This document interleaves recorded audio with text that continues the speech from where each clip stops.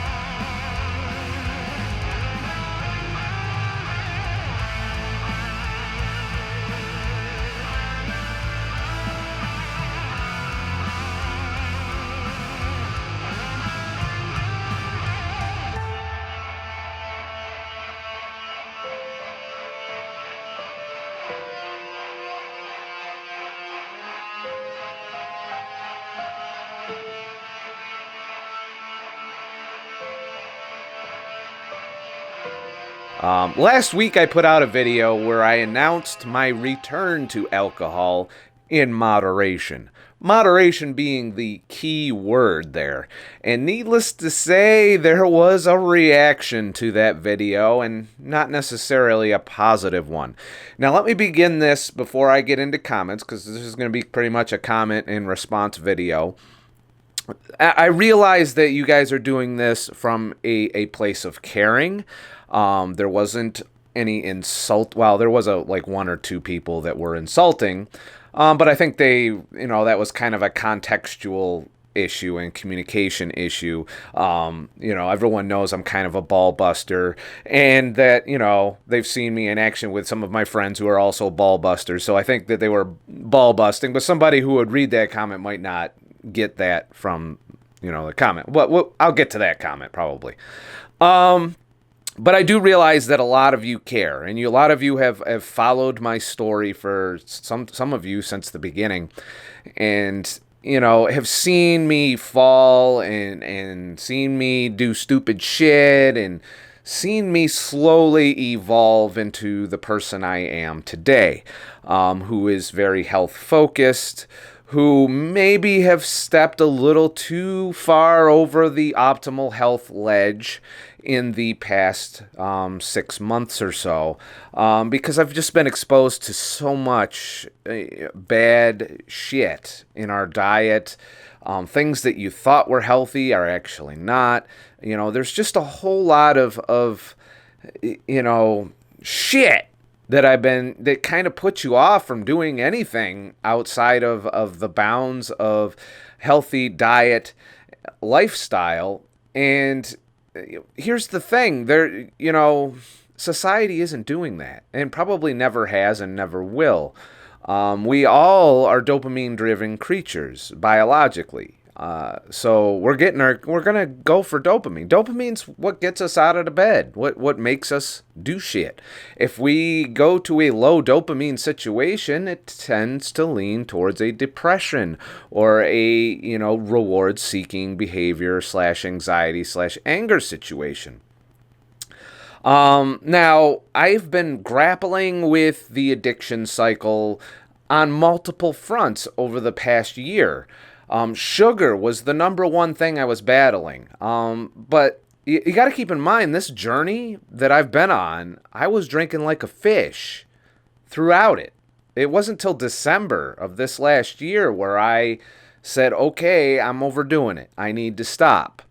And I was living with the health consequences of that. I had a fatty liver, but the fatty liver was only partially due to alcohol. It was primarily, knowing my dietary habits, due to my fructose and sugar intake over the years. I have since dramatically improved that area. My blood work says that my liver is fine. And I've noticed no further symptoms in my belly size is within the normal range. That being said, quitting drinking completely, it's not really necessary. The part I struggled with alcohol It wasn't that I had to drink every day, which I don't. I've never had to drink every day.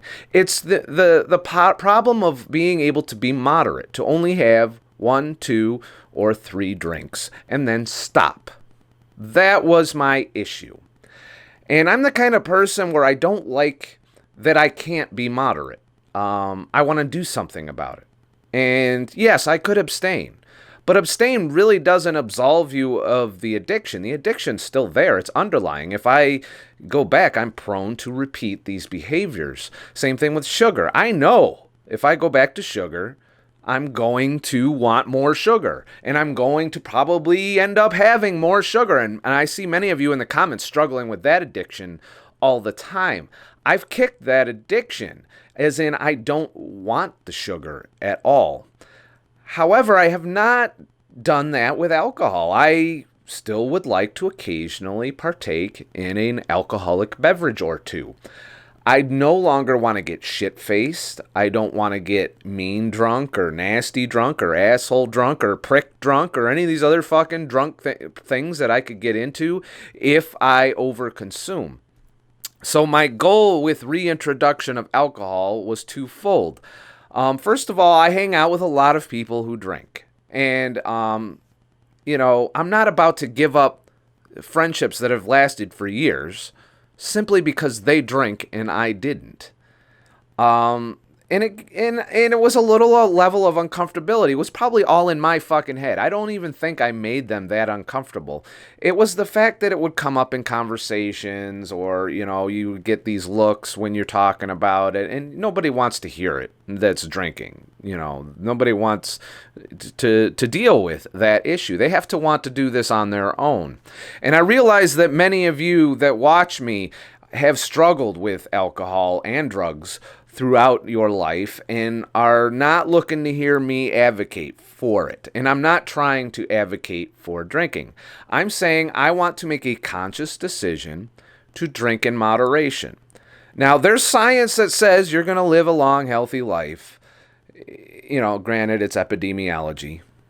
But that being said, 1 to 3 drinks daily, which is way beyond anything I would ever do. Maybe once or twice a week max would I partake in a drinking or social drinking endeavor. I don't keep alcohol at home. It's always in the context of being out and socializing that I do this. I don't need it to unwind. I don't need it to do any of those things. It's purely social at this point, and I want to keep it that way. But I do know that there are those of you out there who had to have it every day, would wake up and put it in your fucking coffee. I know that there is an addiction problem. And if you can live without any alcohol in your life, then you should. And some would argue, well, I'm being a pussy because I can't fucking do that. It's not that I can't do that. I've already proven I can go extreme lengths of time of abstinence for just about everything. I quit smoking cold turkey 4 or 5 years ago, I think it was. Maybe 5 years ago. It's been a long time. I don't even fucking remember. But it was cold turkey. I stopped. I went through the cravings. I did all of that, and I just fucking endured. And lo and behold, smoking's gone. Sugar. It took a lot longer struggling with that one, but I managed to overcome that to where I no longer want it at all. But when you are in a social environment where most people around you enjoy alcohol, and a great deal of them not in moderation, you kind of want to just participate and be a part of that social environment. And since I can't bond with people dietarily for the most part, I do have some friends that have come over to the keto zone. But for the most part, when I'm out at a bar and I'm hanging out with friends, I want to just not draw attention to the fact that I'm a health nut and that I do all of this stuff. And, occasionally that comes up. But I found out that when I was doing sobriety, it tended to come up a lot more that I was being sober. And, generally they, supportive with words, but you can tell it's not, a comfortable social topic. But bottom line is, I enjoy a few drinks. I do. It's a hedonic activity that spikes the dopamine. It makes me feel good. It takes a little bit of social edge off. It allows me to loosen up a little more than maybe I otherwise would. And that is where I want to stay. I don't want to impair my decision-making ability, which I've figured out where my limit is for that. It is, in fact, 3 drinks. In fact, 3 drinks is the edge of where I make, can still make rational decisions and stop. And I figured that out. So, and ultimately, I'm going to start shooting for 2 drinks and then switch. It's a question of finding that little area where the sweet spot between 2 and 3 drinks, to where I'm fine, to where I can stop. And that's the important goal for me. And one of the quickest ways, I got a whole lot of comments that told me that I can't, I'm not going to do it. I'm going to fail. I'm going to end up binge drinking and becoming an asshole again.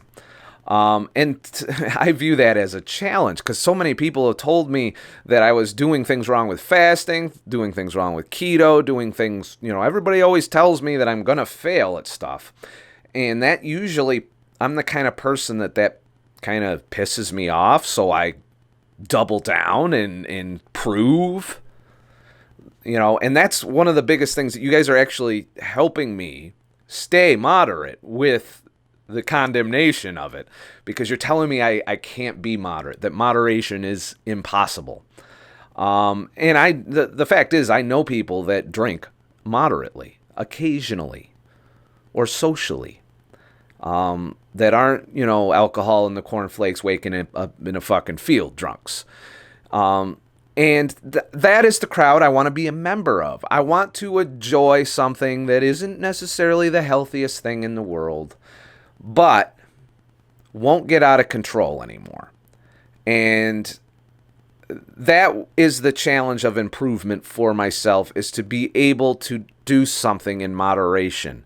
And I struggle with that in other areas, not just alcohol. I struggled with it with sugar. I struggled with it with carbs. I struggled with it with video games. I struggled with it with all kinds of shit over the years. I struggle with it with being healthy, with optimal health. I'm addicted to that shit. I'm constantly watching videos and vlogs. Many of you probably do the same fucking thing. We're addicted to our lifestyle. We're addicted to keto. We're addicted to intermittent fasting, and we get a rush out of that. We're addicted to social media, many of us. We're addicted to staring at these fucking things everywhere, which, by the way, I've improved doing this dramatically. I'm able to leave this shit in my pocket a lot more than often than not. It's only when everyone around me is doing this that I whip mine out usually. But if I'm just in an environment, I try intentionally not to look at it. And it's getting a lot easier since social media has been going to shit lately with all these algorithms controlling what I see and, just dumbing it down and just the same posts over and over again in a lot of cases. I'm running into a bit of that with YouTube nowadays. Like, I'm struggling to find videos that I enjoy watching. And I know it's not because they don't exist. I know it's because YouTube's not putting them in front of my face. And it's because of that dumbing down of things that I don't get as much dopamine out of that activity. So less dopamine, means less seeking. But I have given up a whole lot. I've removed a whole lot of hedonic pleasures from my life and tried to replace them, but the need for dopamine is still there. The wanting something to enjoy to that level, and there's things that I have replaced. I love going on a hike. I love traveling. I love exploring. These are all things that provide a dopamine hit for me. I love creating. My YouTube channel is a huge dopamine activity for me.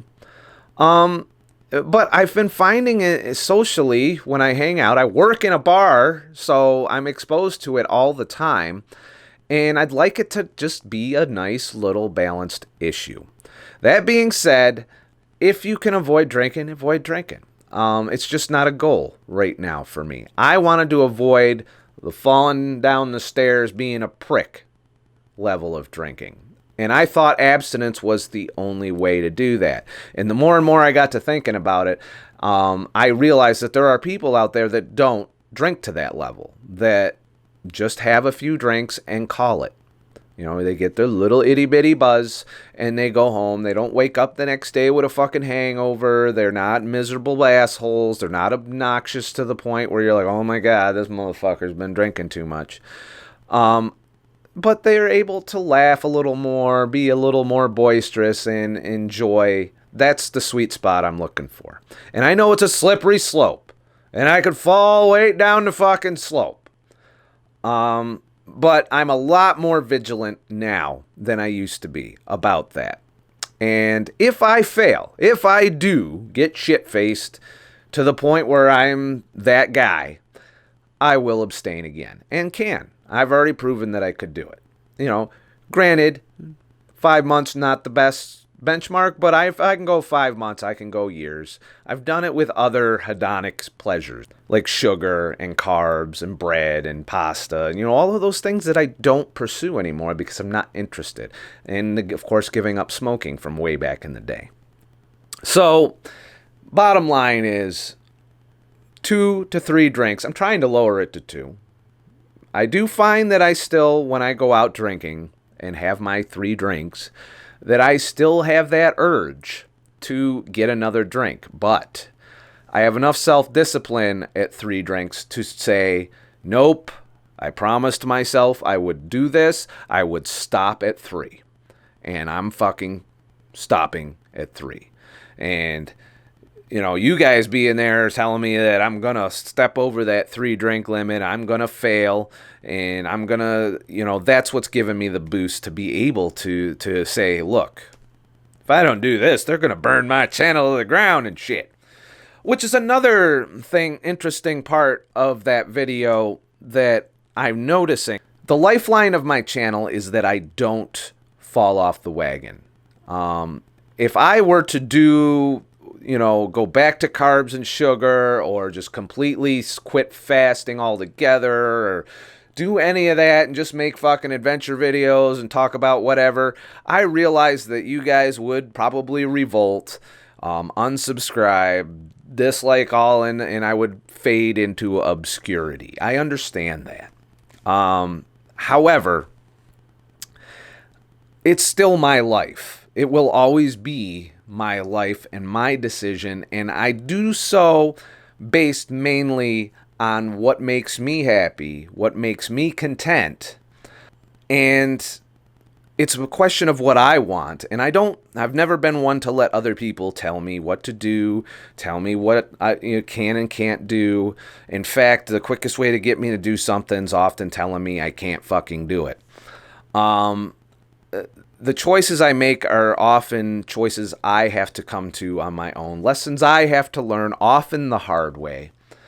And once I learn those lessons, I tend to have the strength and conviction to hold on to those lessons and live my life according to the things I've learned, often through trial and error, and sometimes just being generally stupid. And I've done a lot of stupid in my life. That's how I've gotten to where I am in terms of health, in terms of turning it all around, in terms of living a better life, of going minimalist, of all of these things were founded on fucking up.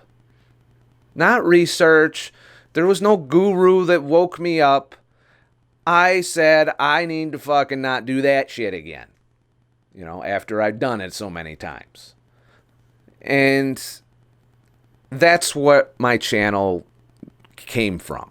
It's how it all started. And you can go back a few years and see how stupid I was back then.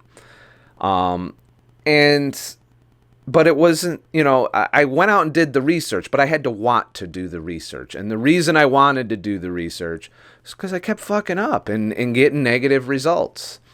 And I learned that as I did that, I would evolve and get to a place that was healthy and balanced, and to where I'm not in the fucking medical system. I'm not destroying my social life. I'm not destroying, you know, anything else. But I had to destroy some shit to get to the point where I realized I need to stop destroying shit. And that's kind of where this is all coming from. So please, be nice to me in the comments on this particular topic. I realize that there are many of you who look to me for inspiration at keeping these addictions at bay, but I'm only a fucking human being, and I'm definitely not a fucking expert, and I need to be able to make my decisions and do these things that I want to do without being browbeat about it. I'm aware of things. So let's go through some of the comments that I received in that video, and I'm going to respond to them. There was a lot of them. I didn't type responses. I kind of wanted to give it a few days, and digest it a bit, and think on it, and try and respond in a way that is, understanding, and that, because I do know you guys care. You've made that clear to me.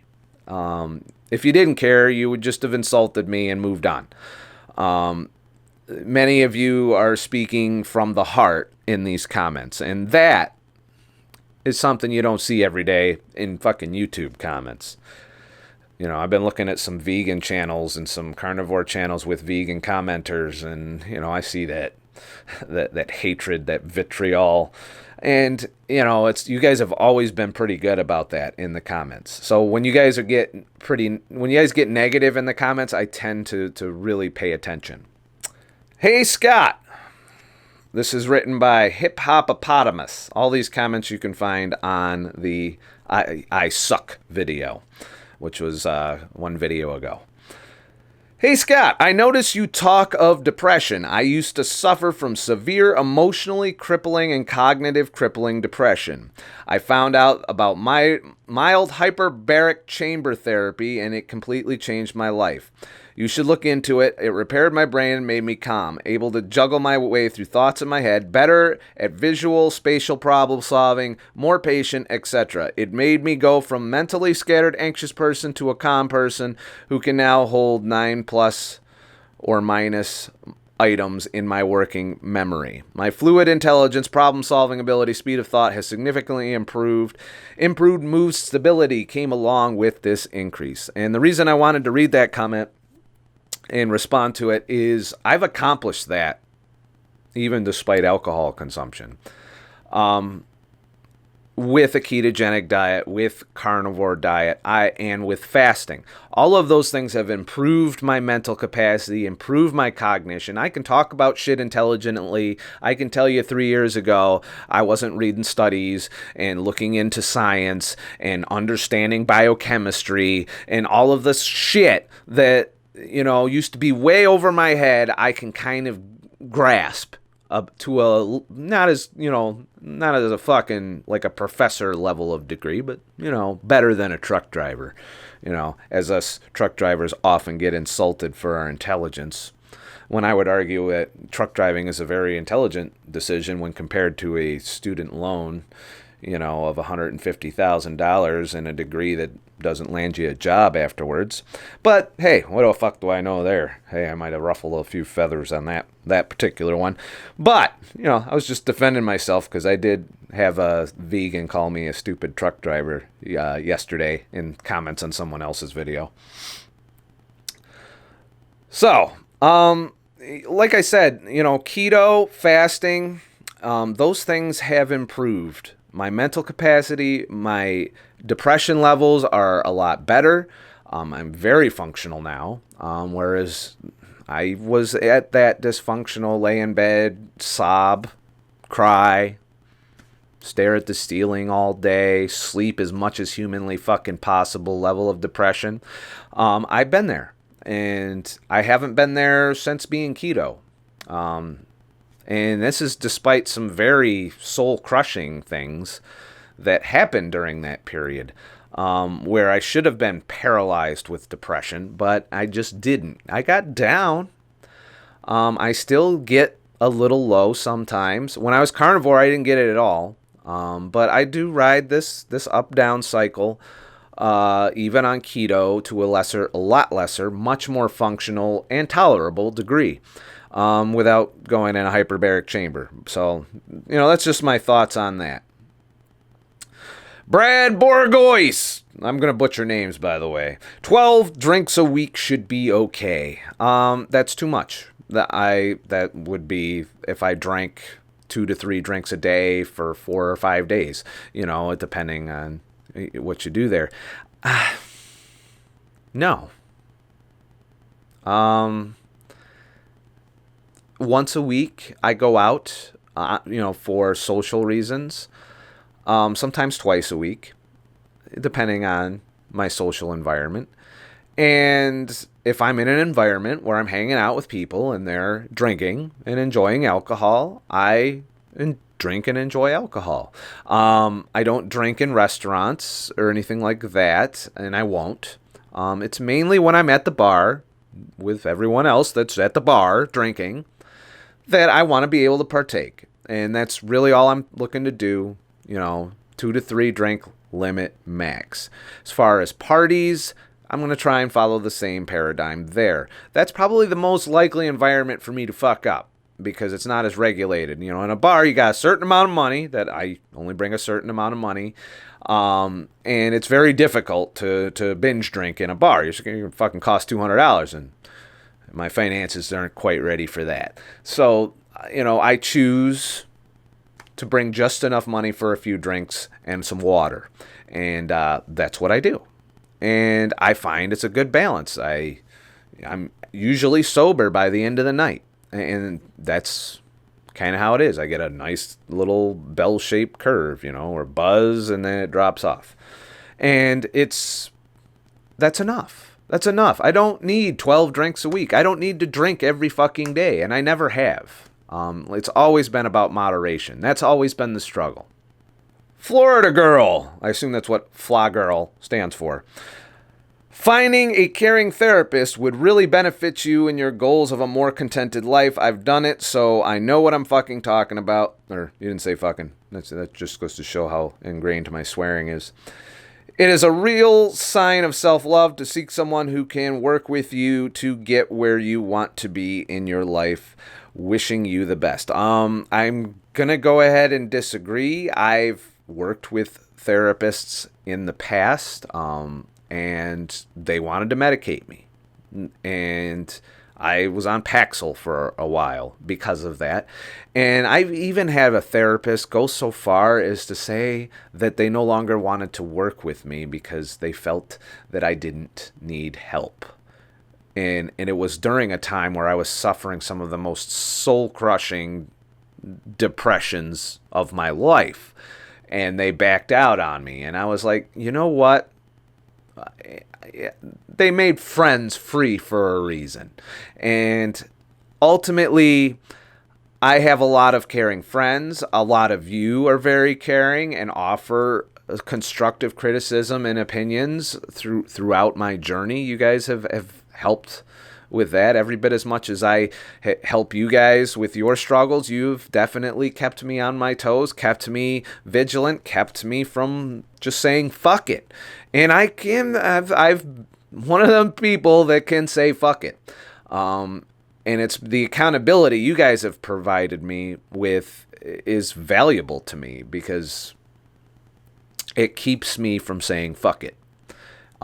Because there's been many points in my life where I'm to the point where, who gives a shit if I live till I'm 80, or who gives a shit if I'm in the fucking hospital. I've got VA medical. I can go in the hospital and run up the taxpayer bills.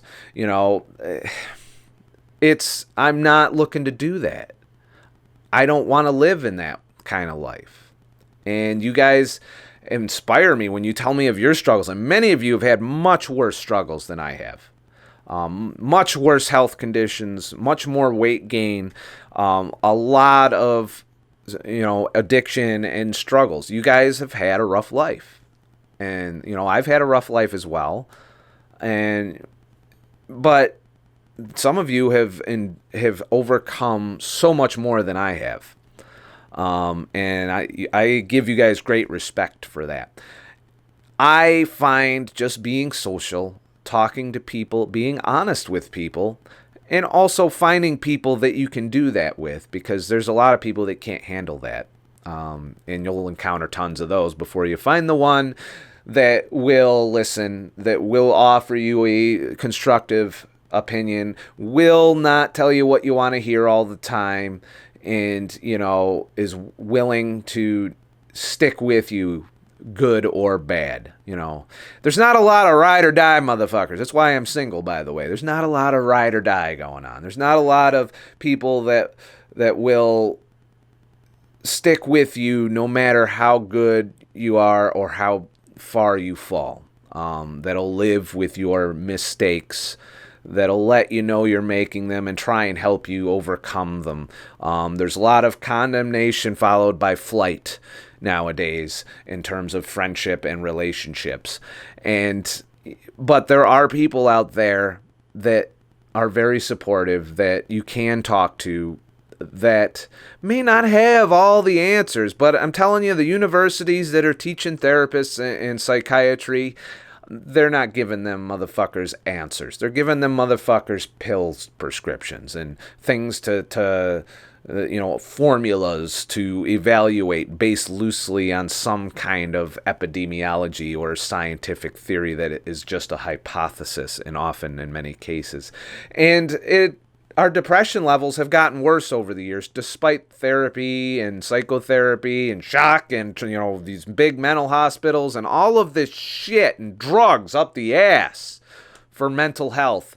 And I could go on and on about how much the psychiatric industry has failed at our mental health. And a lot of it is because our diets are a big contributor, and our lifestyles are the second big contributor to our mental health. And I'm a firm believer of that now, having reduced my depression and almost eliminated my anxiety with diet. Who would have thought? You'd have told me that 3 years ago, I'd have told you you're out of your fucking mind.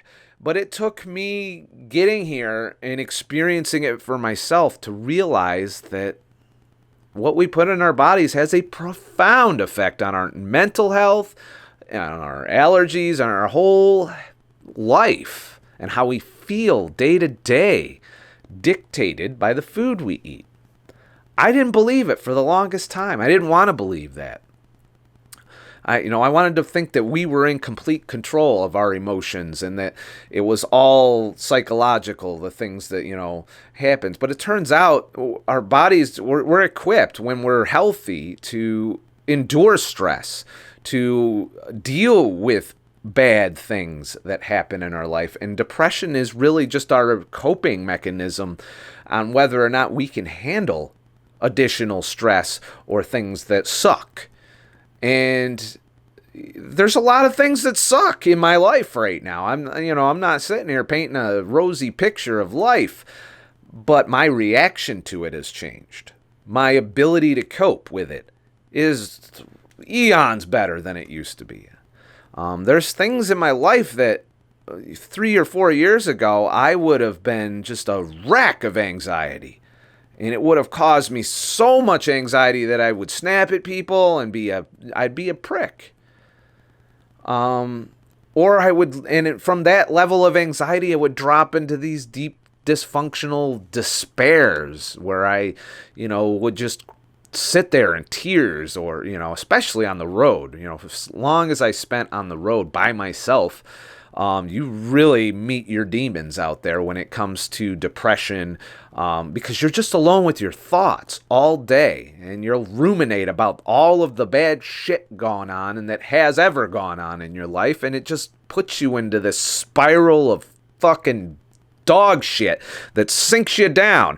And then you wonder why I was binge drinking, because I was trying to get whatever pleasure I could. So I was eating tons of sugar and binge drinking and doing all of these hedonic behaviors to try and compensate for that level of depression, which I could have snapped out of had I just eating a better diet, because that would have improved my ability to cope with all the bad shit in life. And really, it's our level of being able to process and deal with the bad things. That's what leads to depression, not the the depressing items themselves. It's okay to be sad occasionally for a legit reason. But when something that comes along that should just make you sad for a few days, put you in a 4-month fucking pit of hell, which you can't claw your way out of no matter how much people try and cheer you up, that is an indication of a reduction of your ability to cope with depression. Alcohol can lead to depression and can lead to mood instability, and I am aware of that. Do I think 2 or 3 drinks once or twice a week is an issue for that? We'll see. My mood stability is back to its normal keto levels, which is what it was before I did carnivore. I've seen no worsening since I reintroduced alcohol into that scenario. And if anything, I would think my dip was possibly caused partially from just coming off the road and being back in, front of a green screen when I'd rather be out there in the car or in the woods. So that's where I'm coming from there. John Foreman, I hear what you're saying and support you. I think you need some new friends that are more supportive of your new lifestyle. Backsliding, you're a little bit pregnant. Thanks for subtly telling me I have a big belly, but you know what? My belly size shrunk, and that was despite being out on the road and eating dirty keto, and even having the cheat meal. I still was fine as far as belly measurement, and my body weights remained constant. As I said, I'm in a plateau. I can't gain, I can't lose right now. I'm just here. I could gain if I went and just fucking stopped eating keto and ate shit. I know I could pack the pounds on like no tomorrow. But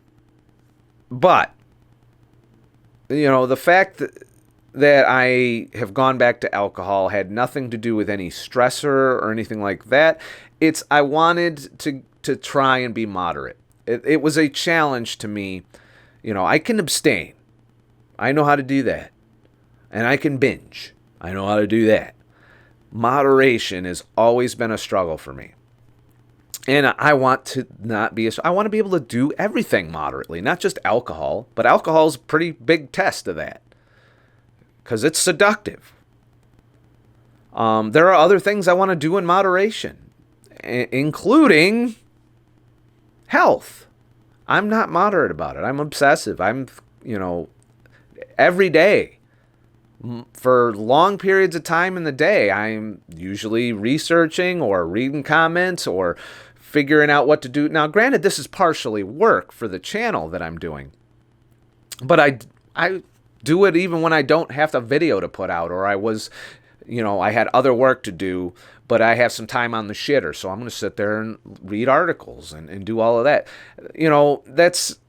instead of relaxing, instead of taking some time to be a little hedonic. And to me, having a couple of drinks at the bar is a completely worthless activity as far as health.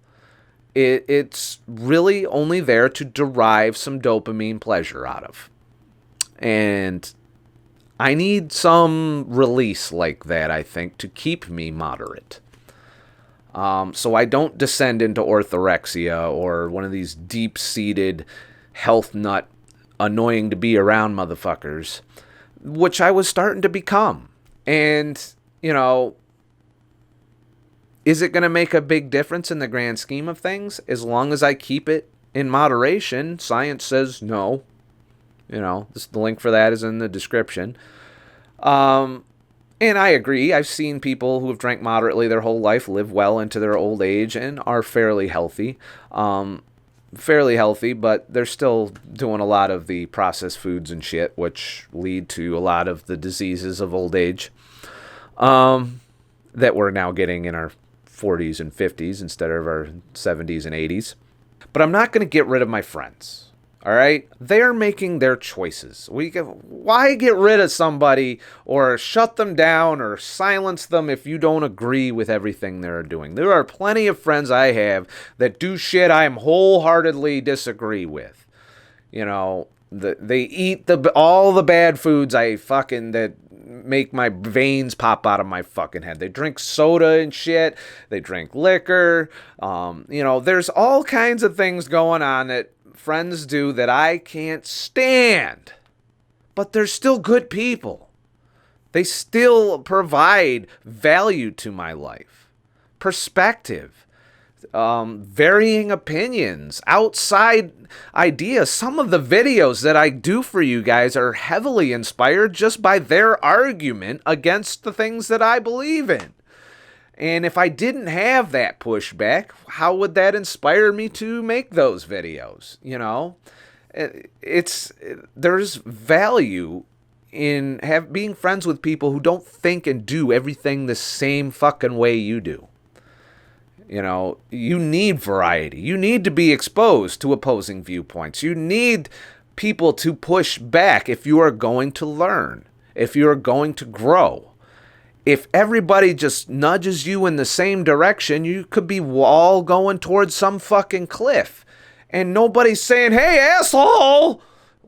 Kind of like my channel versus the standard American diet and the dietary guidelines and food pyramid. I'm saying, hey, asshole, where everyone's going the wrong way, you might want to stop. And then there's people that are going, oh, this guy's a fucking dick. He doesn't know shit. He's a piece of shit, stupid truck driver. He should just shut the fuck up. Dislike, ban, silence, shut up.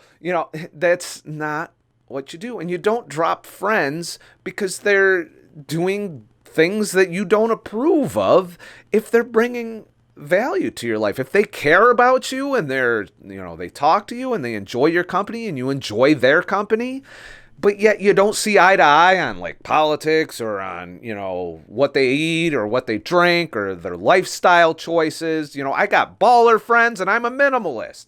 It's that ability to see all these other point of views and not condemn and not rule them all out and say, look, this a piece of shit. I can't fucking hang out with this motherfucker. He's a bad influence on me.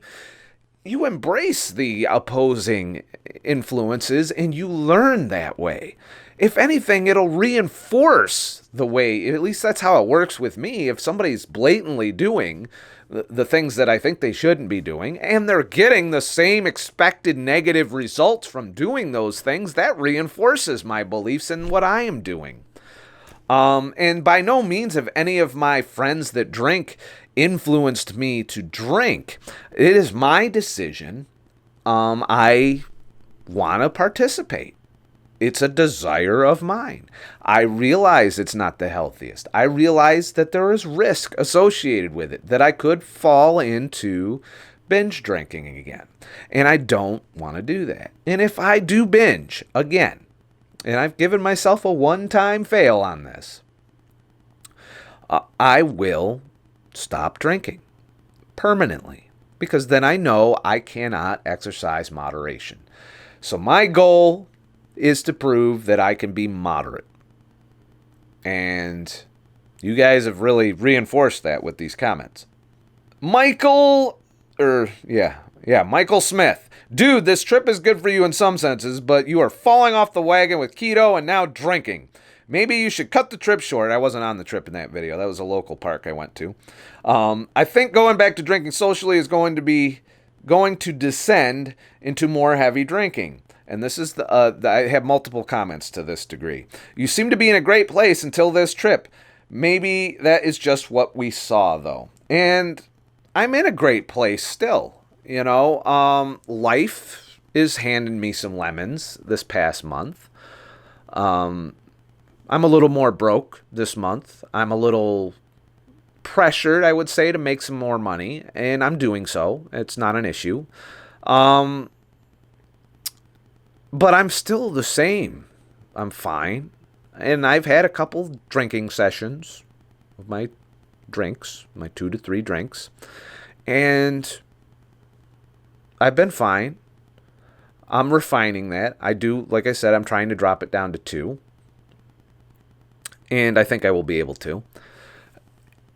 And it's a matter of, in the keto thing, I don't know where you're coming from with that. Having one cheat day in, let's see, November, December, January, February, March, April, May.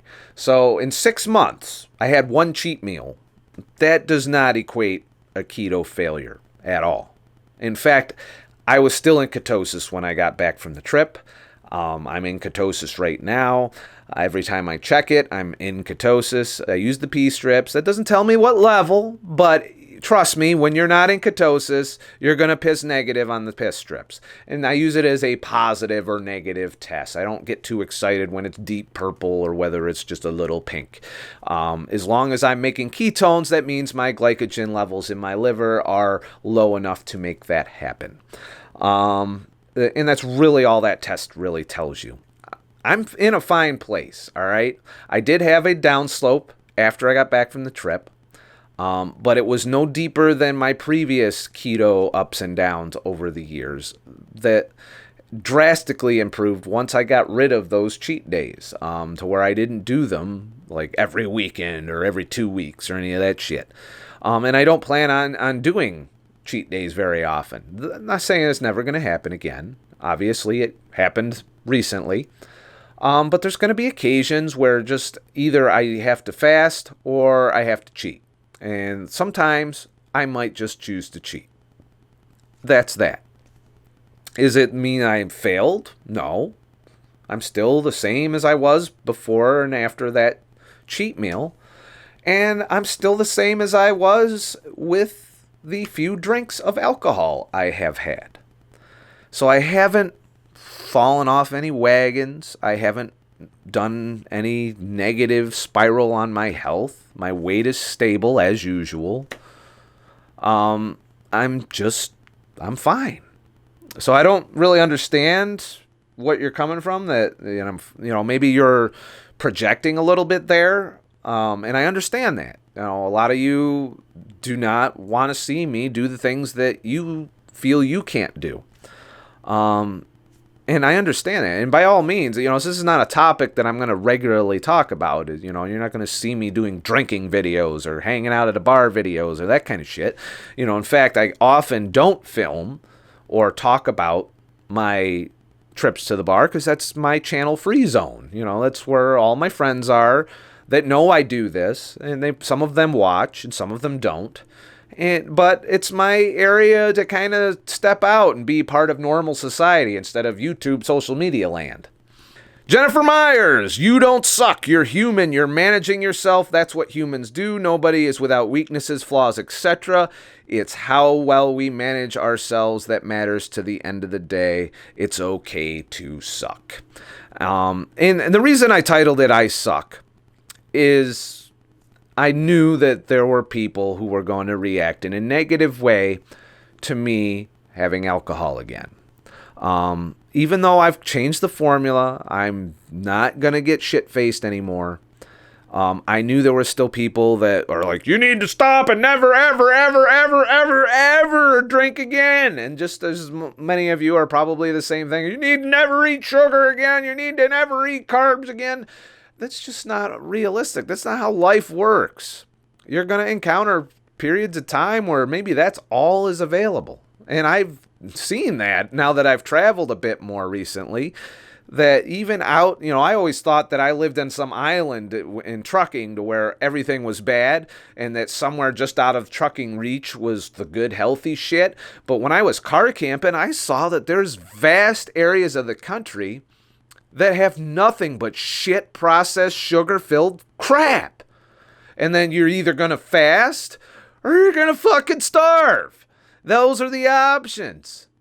You can live for a while off quarter pounders with no bun. Or, egg fucking sausage, egg, and cheese biscuits with no fucking biscuit. Which they still look at you funny for when you say, just don't give me the biscuit. Just put the fucking shit in fucking container. Leave me alone. Quit browbeating me. I just want fucking breakfast, assholes. Got off on a little tangent there.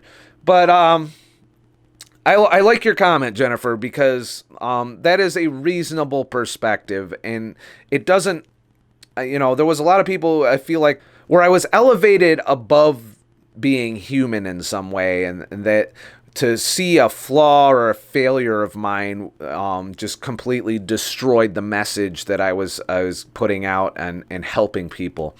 And the fact of the matter is I was helping people with sugar in my life for a couple years.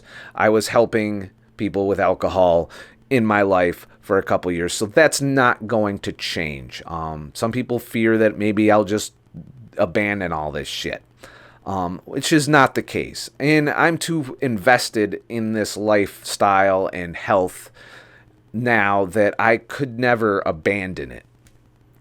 But that's not to say I'm not going to occasionally be human. I'm not going to occasionally fuck up. I'm not going to occasionally screw up. I'm not going to occasionally make a bad decision. You know, these are all, I'm a human fucking being, and I'm not perfect, and I never, ever have told you guys that I'm perfect at everything. You know, I've repeatedly tell you I fuck up. And I learn from those fuck ups. There's always a lesson to be learned. If I have a cheat meal, I turn it into a fucking experiment. What happens? I take note of how I feel afterwards. I look at the scale to see what happens. I look at all the kind of how long before the ketones piss negative. You know, these are all little experiments I run around fucking up. It's going to be the same with the drinking. I'm going to keep an eye on my moods. Do I slide more into some bigger peaks and valleys when I do that?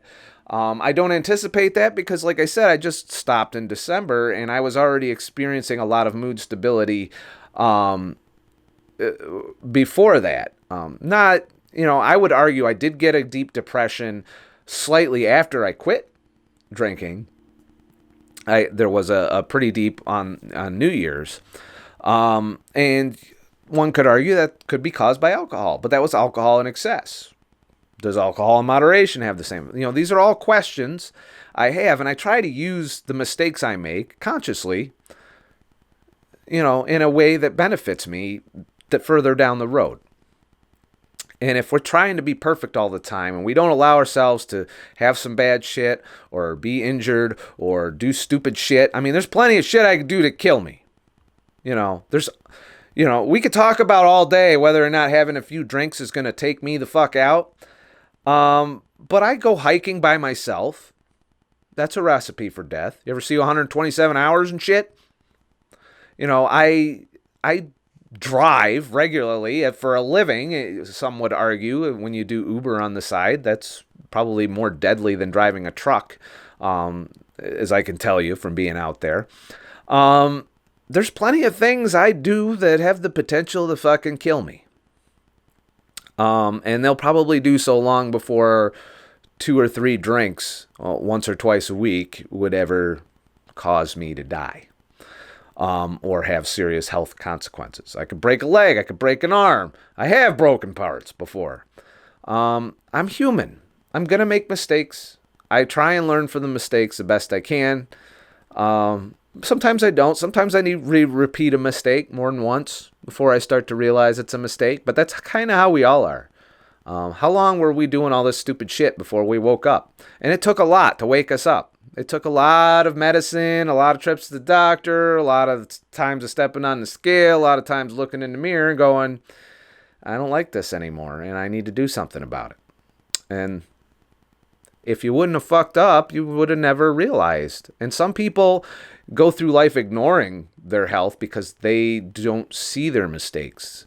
Or, you know, they think they're doing everything right. I'm always questioning it. And I will always question the things I do. And I question this decision as well. And trust me, if it doesn't work out, I know how to abstain and will. Pearls of Wisdom wrote. She has a YouTube channel, by the way. You should check her out. Hey, Scott, I just celebrated my 31st year of sobriety, and I hear you. I can't drink in safety. I can't eat in safety either. Deck chairs on my personal yacht, the Titanic. 2. Is that like the sequel to Titanic? Sorry, I get distracted easily. I have been where you are, Scott, as others have said here, and she's referring to the numerous comments that I got on this. I've been listening to you for years and understand your journey. Slippery slope thinking about moderation. I can't have just 3 of my addiction, be it with a drink or a drink with a wig on it, known as pieces of slices of hunks of. I could even eat keto as an addict if I let myself think it's safe. And there are keto addictive foods that are not healthy, by the way. Addiction can be transferred. Just because you kick one habit doesn't mean you don't pick up another one. Addiction transfer, I've talked about in the past, is a method of reducing the likelihood that you're doing a really unhealthy addiction. You find something else to be addicted to.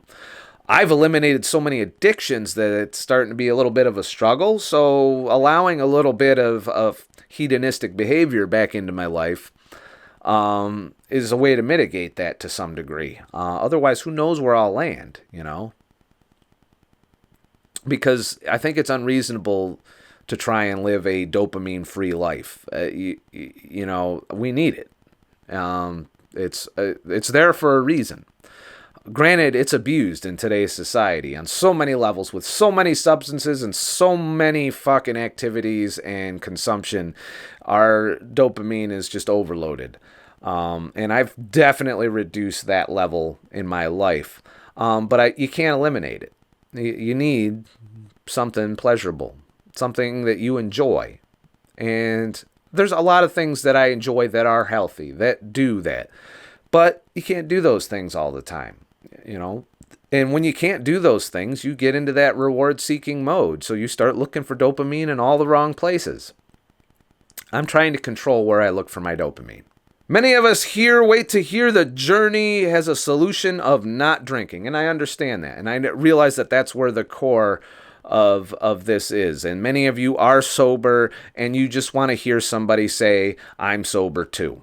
In a world where you're surrounded by a bunch of motherfuckers that are not sober or not being healthy or not doing anything. You want somebody that is on the same page as you to know that you're not alone. And there it is.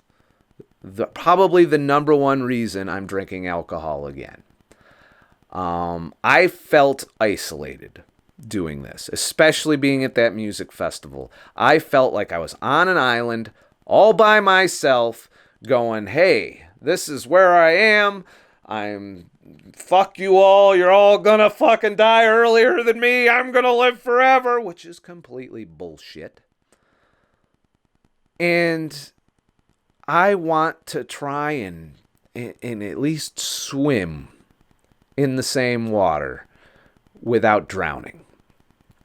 That's what the moderation is. I'm already on an island, and I'm not willing to get off the island when it comes to nutrition, when it comes to fasting, and when it comes to minimalism. I am staying. That I believe strongly in, and I know that belief is going to keep me alone on that island by myself in certain aspects of life. This alcohol is like the swimming trunks to jump into the water that everyone's fucking swimming in around me and be a part of it without going out into the deep end, without falling and sinking under the water. I'm going in, putting my feet in the little kids section of the pool before I go, I'm not diving in, not jumping in, not doing a fucking cannonball backflip into the water. I'm just out there with everybody else enjoying things a bit. That's what it is. That's what moderation means to me. And I don't want to be on every aspect of my life isolated from people. I value socialness. We're social creatures. And the more, granted, we find our keto communities, but we're still so rare, and I do have a few keto friends. So don't get me wrong there, but we're still, and those are recent, they came on board mainly because I've been browbeating people around me for the past couple years. But they're realizing that they need to do something because they're getting to my age and they're starting to realize that they can't act like that and expect to not be in the healthcare system or not be obese or overweight. So they've come to the realization they need to do something. They see I've been doing this and it has been working for me for multiple years, and they're starting to be like, hey, well, maybe I'll do it. But that being said, it still doesn't take you out of that that separate island of isolation that you end up on when you're doing things outside the bounds of what society tells us to do. And, you know, online support is one thing, but, you know, that's you know, looking at text on a screen or even hearing messages and videos and, you know, occasional chats, it's not the same as personal face-to-face interaction. And when most of the people you are face-to-face with are nowhere near what you're doing nutritionally, socially, economically, and, you know, just being healthy, you feel alone. You feel isolated. And I don't want to be that way all the time. You know, some of the time, fine. I don't mind that. You know, if I need to get away from people, pretty good at it. But when I am with people, when I am hanging out, I would like some common ground to stand on, to hang out, to be like, okay, I'm not going to eat that bread, but go ahead and give me my Morgan and I'll enjoy a drink with you. Or if they want to buy me a drink, I'll be like, all right. You know, I used to be like, no, I don't drink. No. You know what I'm saying? It's trying to be reasonable. Which I know that somebody that suffers with addiction does not want to hear that. They just want to hear, no, nobody should ever drink ever. And it's just not true. There are people who can drink in moderation. I'm trying to become one. Something that's rare. I admit it. I'm more likely to fail than succeed in this endeavor of moderation. But I'm self-aware enough to know that if I do fail, I can stop. And like I have with so many other addictive substances. You know, sugar is 20 times more addictive than alcohol. You know, it's more addictive than cocaine. That's scientifically proven. They've done scans and shit that show sugar lights up all the right places in your brain. So if you really overcome sugar addiction, you can overcome any addiction. J.T. Leonard. If moderation works for you, cheers, brother. Drinking in moderation was not possible for me, and I finally realized it never will be. I can say it takes a lot longer to be comfortable in sobriety than 5 months. I don't know if you're alcoholic or not, and frankly, I don't care, but I see if you can't stick with your limit, you will have the answer. You're a smart, introspective dude, and you don't suck. So that's another reasonable response to this. And you know, I got a lot of challenging comments that said, hey, you're probably not gonna be successful at being moderate, but I'm willing to give it a shot. And if I shoot and fail, I'll be just where you are with that comment. I'll be like, I tried, I gave moderation a good go, and I ended up, you know, in a field. And if that happens, then I'll quit completely. But for all the reasons I just went over, that's where I stand with drinking in moderation. I don't want to get shit-faced anymore. I don't want to wake up in the field drunk. I don't want any of those instances where I lose control of myself. I want just the little bit of dopamine, the little bit of pleasure, the feeling as I'm taking part socially instead of sitting on my little island and being, hey, how you doing over there and shit. You know, that's where I'm at. This video was kind of all over the place for me, and, you know, I apologize for that. But it's, you know, this was kind of I felt legit guilty and bad after I made that video that I was hurting somebody or bringing down, you know, people that have struggled with this. And, you know, it's really, you shouldn't be looking at me as some saint or some person that doesn't fuck up. I fuck up a lot. And it's through those fuck ups and sharing them that you can, you know, either condemn or learn from. And I would not have been honest with you had I not shared that I was going to have alcohol again. I could have easily, you know, done what probably a lot of other YouTubers whose shit never stinks at all ever. gone out, drank, and not told a soul, and then only my friends would think I'm a fucking hypocrite. But I don't live that way. I get on here and I tell you what I'm doing because it's a variable. You know, if I'm having a reaction or a bad thing or an emotional problem or weight regain, a factor of it is the fact that I'm consuming alcohol, and it's a variable that I can fuck with to get a different result. So I have to have full disclosure on here, and you know, the fact that you guys, you know, may be sober or struggling in that department, I can't just not say that I'm doing this. And you know, I just wanted to get on here, I guess, and explain it a little bit more because I don't think I did it justice in that video. So I wanted to take the time to kind of go through this, and you know, I might get more hate with this video. I don't know. There wasn't a shit ton of hate. You know, a lot of it was legit concern, and you know, and a whole lot of you're probably not going to make it. That this is a bad idea.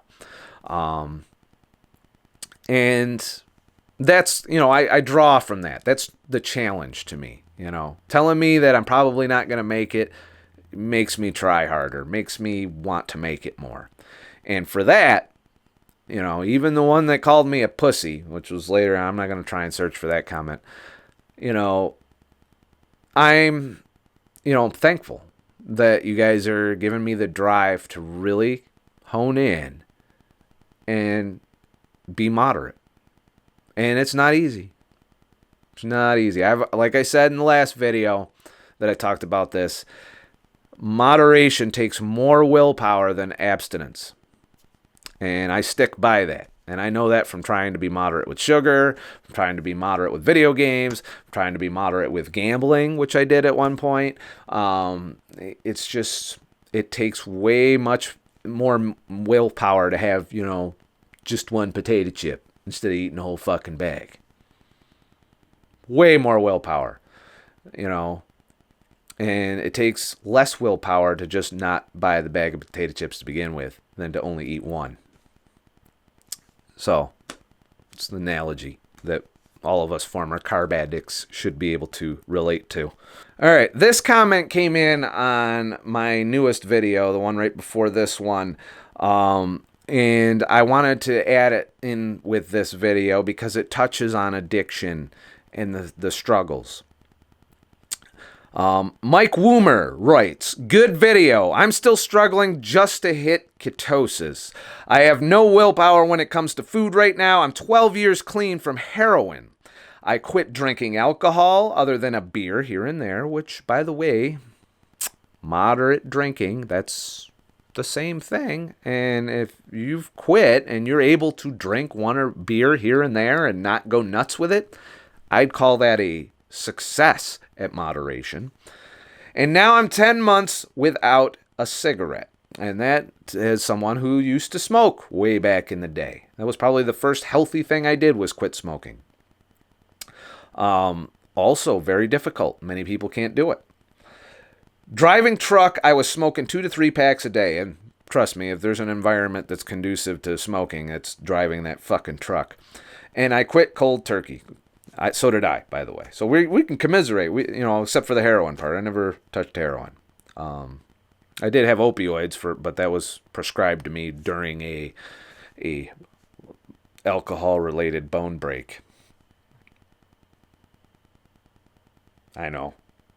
After I just got done talking about drinking in moderation, yeah, I had to bring that shit up. Which is, by the way, 3 years ago, my first vlog, I was still recovering from that injury. So you could see how far I've come. This sugar and just food in general addiction is kicking my ass and shit. I'm 35 years old, and this is the longest I've ever been without a cigarette since I was 12. I walked away from heroin, alcohol, and now tobacco products. Why the hell is food so hard to kick? Ha ha. Freaking shit. I can't seem to make it 6 to 8 hours without shoveling something into my mouth. But hey, at least I'm acknowledging it, and I know I have an issue. I'm way overweight, and something has to give. Might be this trucking life that needs to go. I don't know. And you are struggling with one of the most addictive substances of our modern day. It is something that we give babies the second they pop out of the fucking womb. We're packing them with sugar and carbs, and sugar that is highly addictive. Highly addictive. To the point where kids would rather starve than not have sugar. You put some healthy, non-sugary shit in front of them, and they'll just say, nope, not eating it.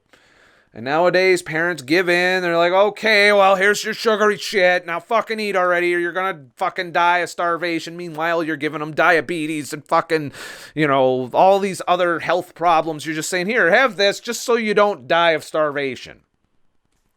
When the truth is after a while, the kid's going to give in and eat what the fuck you gave him to eat. You can be stubborn to a point, but sooner or later, the hunger always wins. I think that was in like some vampire movie or some shit. But that being said, we are addicted to sugar, carbs, processed foods, formulated to stimulate our dopamine system, to promote that reward-seeking behavior more than any other substance in modern society, including alcohol.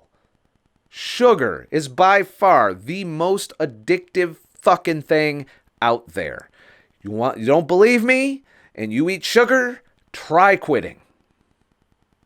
And you will know just how addicted you are. I hear it all the time. I get the comments, I fell off the wagon, I did this, I did that. It's an addictive substance. There is nothing you can say to prove otherwise, because I've personally gone through it, and I see thousands of people going through it on my channel. And I see it going on all around me socially. And, people that stand on the moral high ground of I quit drinking and then still do sugar and all that other shit, all you did was transfer your addiction. And honestly, from hearing all the things you've given up, you've transferred your addiction to sugar and food. You still need the dopamine hit, or you're going to be stressed. You're going to be miserable. And that's where you've landed, is the sugar and the carbs and the processed foods, which are all designed to give you that dopamine hit. And that's what I see when I read your comment. I see that you've quit all of these other things successfully, but your last addiction is the food, carbs, and sugar. And you plus being a truck driver and being out there is the worst environment to quit those things. You don't have options to go to the grocery store. You don't have a lot of healthy places to pull over that won't give you a fucking ticket or knock on the window or have you towed. You don't have a lot of options. Granted, you could probably Uber nowadays a lot more. In a lot more places. So there is that. I would recommend that if you're out there on the road, Uber your way to a healthier meal instead of just going into the truck stop and eating truck stop food. Unless that truck stop has a healthy restaurant, which is rare out there. Conquering all of these addictions, and I come from a place where I too conquered multiple addictions, but I also acknowledge I transfer some of that to other activities. And it's like I told you before, addiction transfer is a good way to try and manage. So if you want to get over that food and carb and sugar addiction, you need to transfer that. To a degree, I've addicted myself to keto. I get dopamine out of the deal now. I feel more pleasure eating my keto foods than non-keto foods at this point. To the point where I crave them, I seek them. I'll drive to the fucking store to get my keto desserts or my keto fucking meals or my cheese curds. I'm a big fiend for the cheese curds. I'll fucking go halfway across town just to get a fucking box of cheese curds or a bag of cheese curds. So I'm addicted to keto at this point. I've transferred it. I get dopamine out of that. Not as much as sugar. But I've also done other addictions. I play video games still, so there's some dopamine there. I go to the bar now and drink 3 drinks. There's a little dopamine there. So overall, I'm getting my dopamine. I've just dispersed it a lot more instead of concentrating it in one fucking area. I go hiking, I get dopamine there. I do photo shoots and creative work, I get dopamine there. I got my YouTube channel, huge dopamine spike there. So I've moved the same level of addiction that I've always had, and I've spread it out among all of these less detrimental activities. Alcohol obviously being the most volatile of those at this point. And that's kind of how you need to approach addiction. But make no mistake, the one that is causing the most problems for us right now, even more than alcohol, there's more sugar-related disease, metabolic disease, and death caused from heart disease, diabetes, Alzheimer's, stroke. All of this is not born of alcohol. It's not born of heroin. Not that I'm saying heroin's a good thing. It's definitely not. There's a lot of deaths due to that, and that's on the list of things not to do and live a healthy life. But at the top of our list of problems right now is sugar and carbs and processed foods and our unhealthy Western diet. It is reached fucking pandemic levels that it's affecting our entire global population in a detrimental, negative, fatal way.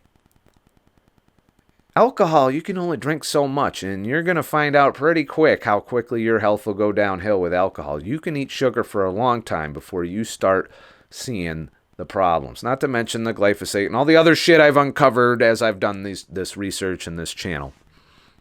But make no mistake, that is one thing that I do not believe even in moderation, because it is just formulated and tweaked so much to play on our dopamine and it's advertised constantly.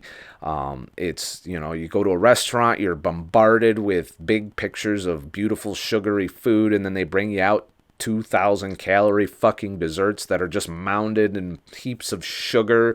That's probably their most profitable item on their menu because it probably didn't cost them that much to make it. Yet it's the most sugar-laden, unhealthy shit on the menu. It's just so hard nowadays. And 80% of the shit you buy in the grocery store has sugar in it. And it's all to make money. And it's playing on our dopamine system. And it's no wonder that we're such addictive motherfuckers to just about anything. Because addictions can transfer. Dopamine's a pretty universal place, a universal system. How it gets stimulated is almost irrelevant. The side effects of the whatever you're using to stimulate that's very relevant. So if you have something that's destroying you, i.e. sugary processed foods, you need to find a new addiction to transfer that to, or disperse amongst multiple less detrimental, smaller addictions. That's my theory. It's my hypothesis. It's not proven, but it is one of the tenets I make a lot of my decisions on, for health and wellness and addiction and shit. So I think I've made this video entirely too fucking long. Remember, I'm not a fucking expert. I'm just a fucking asshole. Also, I'm not perfect. I'm never going to be perfect, and I don't want to be perfect. I'm going to make mistakes. I'm going to have cheat days. I'm going to have a few drinks here and there. I may even binge drink at some point and bring it all to a crashing halt and realize that I can't do this. I may fail. I may succeed. I don't know. I don't know my future. All I know is where I came from and how far I've come. And I'm not sliding back, despite people saying that that's probably the case when it comes to having a few drinks. I'm not trying to justify alcohol. I'm not trying to say that, you should drink. This is a choice I'm making for me, and I made it for the reason that I outlined for you. And that's the whole, I don't want to be on the island by myself all the time. Sometimes, but not all the time. And, I know that might be a shitty reason, or, you might think of that as a poor mentality. I don't know, but it's my decision, ultimately. And I apologize if that let the wind out of someone's sails. I noticed there was a subscriber drop that day, and I understand, but I'm not going to reevaluate that decision because I need to do it. I need to know if I can be moderate or not. That's a question I want the answer to. Don't know what the answer is yet, but I'll keep you posted on if I fail. And if I fail, back to sobriety I go. But I have a feeling, given the past couple times I've gone out, that I think I'm going to be all right. I think I can do this. It's a hell of a lot, it's a hell of a lot easier than I thought it would be. And I think part of that is due to you guys challenging me, which you pretty much did. If you found this video helpful and enlightening, or, and if I didn't completely destroy your conception of me by telling you I'm still going to have my, 2 to 3 drinks every once in a while, you can go to ScottTheTruckDriver.com and leave a tip in the tip jar, and I can spend more time making videos and less time making money doing other shit, because after I get done filming and editing this, I got to go out and work Uber. Yay, me. But if you want me to do more than this and less of that, go to ScottTheTruckDriver.com, leave a tip in the tip jar, and that helps a lot. You can also go to Patreon, and the links are all in the description for this, and contribute to the channel that way. And I'm very appreciative and thankful to all of you who do contribute and do help out. And it does mean a lot, especially since YouTube's really been sticking it with the AdSense. I've seen a huge decline in the AdSense over the past month. So, I realize I'm not premium ad material, but it still would be nice for YouTube to pay their share for the content I provide on their site instead of it falling entirely on contributors. But that's a whole other video. A little bitterness there. I do think that creators are not being taken care of, in my opinion. It seems like every day there's a new video about something. I heard they're going to fuck with the subscribers tab now. So I'm getting sucked into that subject. I need to not talk about that yet.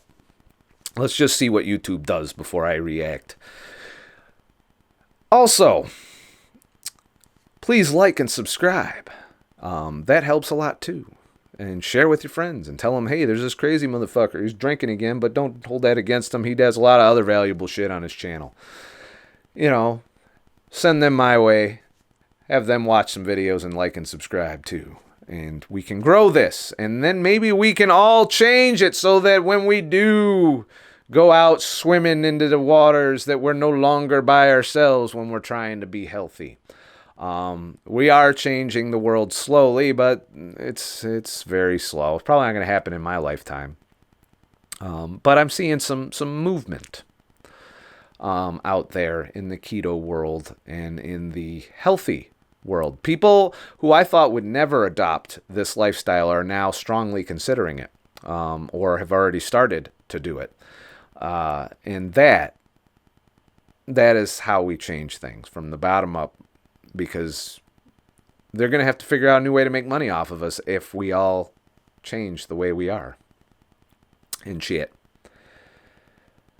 Gonna try and go live over the weekend at some point. I haven't figured. It's probably gonna be during the day, either Saturday or Sunday at some point. I'm just gonna go live, and it's just gonna be a live Q&A. I don't think I'll have a topic necessarily. I might have some things to talk about that aren't quite standalone videos, but I do want to touch on a few things that I have seen over the past few weeks. So look forward to that. It's not going to be Friday night, though. You're watching this on Friday, most likely.